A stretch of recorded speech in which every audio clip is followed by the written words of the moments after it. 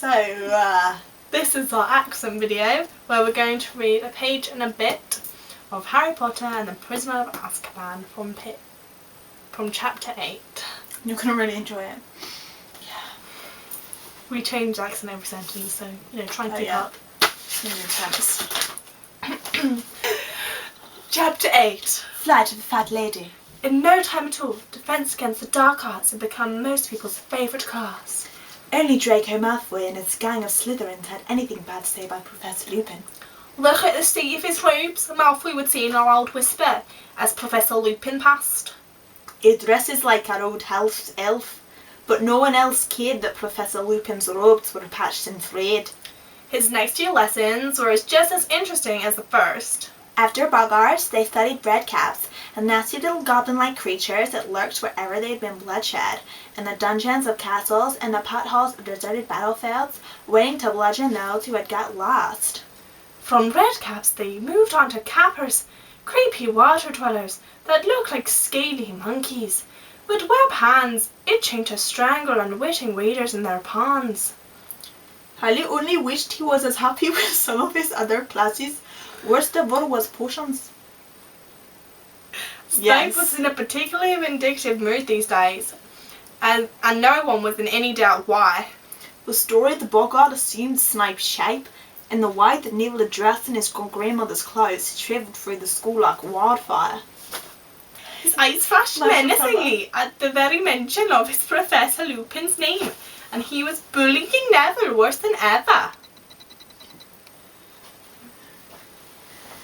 Harry also was growing to dread the hours he spent in Professor Trelawney's stifling tower room, deciphering lopsided shapes and symbols, trying to ignore the way Professor Trelawney's enormous eyes filled with tears every time she looked at him.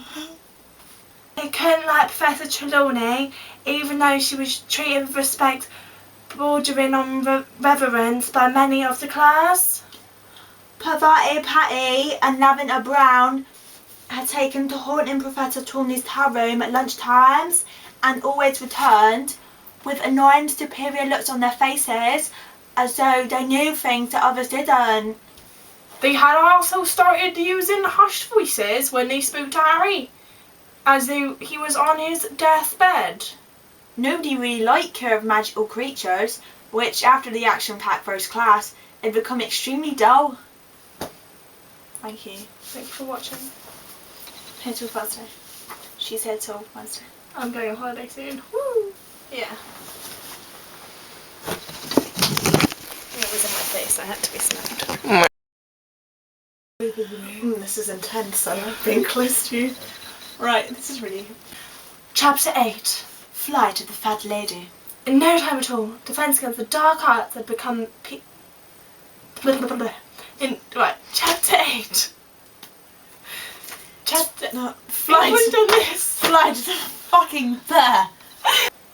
Australian poet.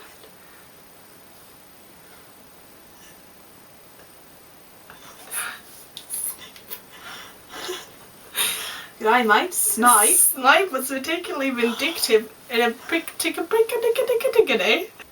Going from Scottish. Why is it so long?